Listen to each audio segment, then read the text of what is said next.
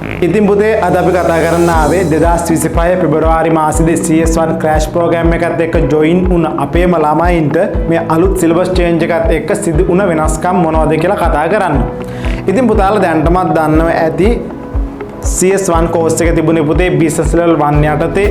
එතකොට පුතේ මේ අලුත් සිලබස් එකෙන් එන කමියුනිකේෂන් සබ්ජෙක්ට් එකේ එක්සැමිනේෂන් එක ගන්න නම් ඔයා අනිවාර්යයෙන්ම business level 2 වල තියෙන කමියුනිකේෂන් 2 කියන සබ්ජෙක්ට් එකත් කම්ප්ලීට් කරන්න ඕනේ. ඒ කියන්නේ අපි ගත්තොත් එහෙම පරණ සිලබස් එක යටතේ එන CS1 එකයි CS2 එකයි දෙකම කම්ප්ලීට් කරාට පස්සේ තමයි පුතා ඔයාලට පුළුවන් අලුත් සිලබස් එකේ එන කමියුනිකේෂන් සබ්ජෙක්ට් එකේ එක්සැමිනේෂන් එක ගන්න.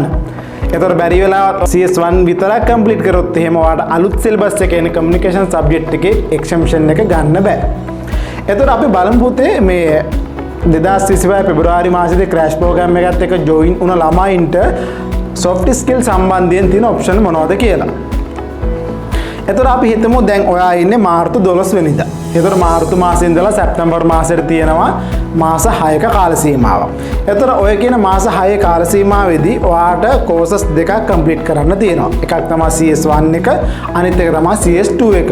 සාමාන්‍ය පොතේ අපි ගත්තොත් CS1 එකයි CS2 එකයි කම්ප්ලීට් කරන්න ඇවරේජ් ගියා අවුරුද්දක විතර කාල සීමාවක් අපි සාමාන්‍ය පරිදි කරාන.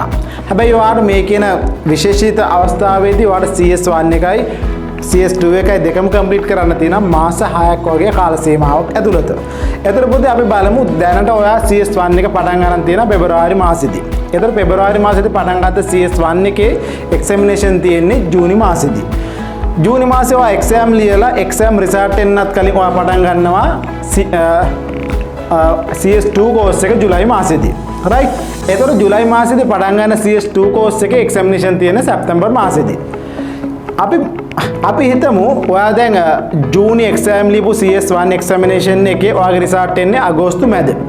අගෝස්තු මැද රිසල්ට් ආවට පස්සේ ඔයා බැරි වෙලාවත් CS1 එක ෆේල් වෙලා තිබුණොත් එහෙම ඔයා තව දුරටත් CS2 කරන එකේ තේරුමක් නැහැ. හේතුව තමයි ඔයාට අලුත් සිලබස් එකේ කමියුනිකේෂන් සබ්ජෙක්ට් එකේ එක්සැම්ෂන් එක ගන්න නම් ඔයා අනිවාර්යයෙන්ම CS1 එකයි මේ කියන්නේ CS2 එකයි දෙකම කම්ප්ලීට් වෙන්න ඕනේ. එතකොට බැරි වෙලාවත් අගෝස්තු ආපු රිසල්ට් එකේ ඔයා CS1 එක ඩවුන් වෙලා තියෙනවා නම් ඔයා තවදුරටත් CS2 කරන එක තේරුමක් නැහැ. රයිට්. අනිත් එක තමයි පුතා අපි හිතමු ඔයා CS1 එක්සැමිනේෂන් එක පාස් වුණා කියලා. එතකොට ඔයාට තවදුරටත් CS2 එක ඉදිරියට කරගෙන යන්න පුළුවන්. එතකොට පුතේ ඔයා CS2 එකේ එක්සැමිනේෂන් තියෙන සැප්තැම්බර් මාසෙදී. එතකොට ඔයා එක්සෑම් ලියන්නේ සැප්තැම්බර් ඔයාගේ රිසල්ට් එන්නේ නොවැම්බර් මැද විතර.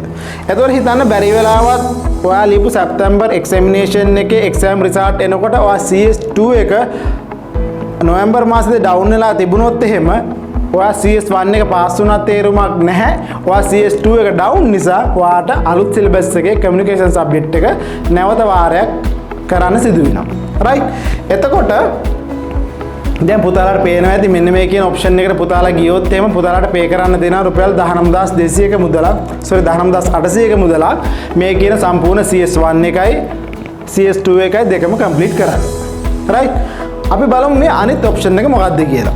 දැන් පුතාලාට ඕන නම් පුළුවන් මේ කියන CS1 එක පටන් ගන්නෙත් නැතුව මේ කියන CS2 එක පටන් ගන්නෙත් නැතුව අලුත් සිලබස් එකේ තියෙන කමියුනිකේෂන් සබ්ජෙක්ට් එක පටන් ගන්න. එතකොට පුතේ ඒප්‍රිල් වල අලුත් සිලබස් එකේ එන කමියුනිකේෂන් සබ්ජෙක්ට් එකට ඔයාලට ජොයින් වෙන්න පුළුවන්. රයිට්. අනිත් කාරණාව තමයි පුතේ මේ අලුත් සිලබස් එකේ එන කමියුනිකේෂන් සබ්ජෙක්ට් එකට ඔයාට ක්ලාස් යන්න ඕනේ නැහැ. රයිට්.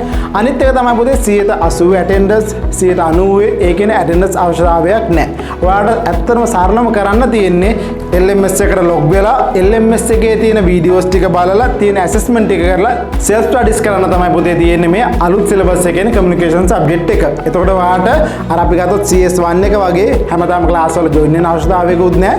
ඔයා කැමති වෙලාවක ඉඳලා කැමති තැනක ඉඳලා ඔයාට ලර්න් කරන්න පුළුවන් මේ අලුත් සිලබස් එකේ එන කමියුනිකේෂන් සබ්ජෙක්ට් එක. රයිට්. අනිත් කාරණාව තමයි පුතේ දැනට තියෙන තොරතුරු අනුව ශ්‍රී ලංකා වරලත් ගණකාධිකරණ ආයතන කිසිම අයකිරීමක් කරන්නේ නැහැ මේ අලුත් සිලබස් එකේ එන කමියුනිකේෂන් සබ්ජෙක්ට් එකට. එතකොට අපි සරලව ගත්තොත් එහෙනම් පුතාලට තියෙන ඔප්ෂන් දෙකක්. එකක් තමයි එක්ක පරණ සිලබස් එකේ ගිහිල්ලා CS1 එකයි CS2 එකයි දෙකම කම්ප්ලීට් කරලා කමියුනිකේෂන් සබ්ජෙක්ට් එක රිලීස් එක ගන්න පුළුවන්. එහෙමත් නැත්නම් පුතාලට කරන්න පුළුවන් අලුත් සිලබස් එකේ එන කමියුනිකේෂන් සබ්ජෙක්ට් එක අප්‍රේල් වල පටන් ගන්න සැප්තැම්බරේදී ඉවර කරන එක. එතකොට පුතේ ඇත්තටම තීරණය තියෙන ඔයාලගේ අතේ එතකොට ඔයාලා තීරණය කරන්න ඕනේ රුපියල් 19800ක් පේ කරලා ඔයා පරණ සිලබස් එකෙන් කරනවාද? එහෙම නැත්නම් ඔයා පෙබරවාරි මාසේ ක්‍රෑෂ් ප්‍රෝග්‍රෑම් එකට ජොයින් වුණ CS1 ළමයෙක් නම් ඒ කියන CS1 කෝස් එක නතර කරලා ඔයා අලුත් සිලබස් එකේ එන කමියුනිකේෂන් සබ්ජෙක්ට් එකට ජොයින් වෙනවාද කියලා අප්‍රේල් වල. ඉතින් පොතේ එන්රිච් බිස්නස් ස්කූල් එක විදියට ඔයාලට ඇත්තටම රෙකමන්ඩ් කරන්නේ ඔයා CS1 පෙබරවාරි මාසෙදී පටන් ගත්ත ළමයෙක් නම් ඔයා අනිවාර්යයෙන්ම CS1 කෝස් එක දැන් නවත්තලා ඔයාට පුළුවන් අලුත් සිලබස් එකේ එන කමියුනිකේෂන් සබ්ජෙක්ට් එක පටන් ගන්න අප්‍රේල් මාසෙදී. එතකොට වරලත් ගණකාධිකරණ ආයතනයෙන් අපිට ඉන්ෆෝම් කරා ඔයාලා බැඳපු රුපියල් 700ක මුදල් ශ්‍රී ලංකා වරලත් ගණකාධිකරණ ආයතනය රිෆන්ඩ් කරනවා කියලා. එතකොට සල්ලි ගෙවුවට ප්‍රශ්නයක් නැහැ.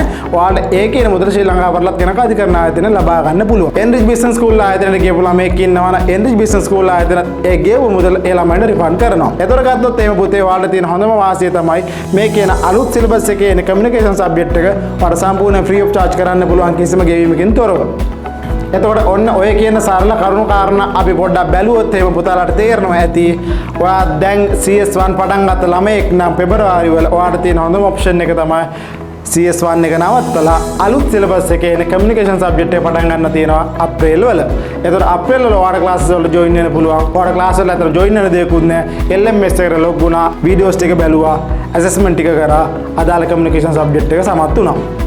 ඉතින් පුතේ ඔයා 2025 පෙබරවාරි මාසෙදී CS1 ආරම්භ කරා නම් ඔයා හොඳට හිතලා බලලා තීරණයක් ගන්න. ඔයා පරණ සිලබස් එකෙන් CS1 CS2 කරනවද? එහෙමත් නැත්නම් අලුත් සිලබස් එකේ කමියුනිකේෂන් සබ්ජෙක්ට් එක කරලා ඔයා ටග් ගාලා අඩු මුදලකින් ඔයාගේ කෝස් එක සම්පූර්ණ කරනවද කියලා. ඉතින් ඔයාලට තවදුරටත් මොකක්ද ගැටලුවක් තියෙනවා නම් පුතේ අපිට පණිවිඩයක් යොමු කරන්න පුළුවන් WhatsApp අංකයට. එහෙමත් නැත්නම් ඔයාලට පුළුවන් කමෙන්ට් එකක් දාන්න මේ වීඩියෝ එකට.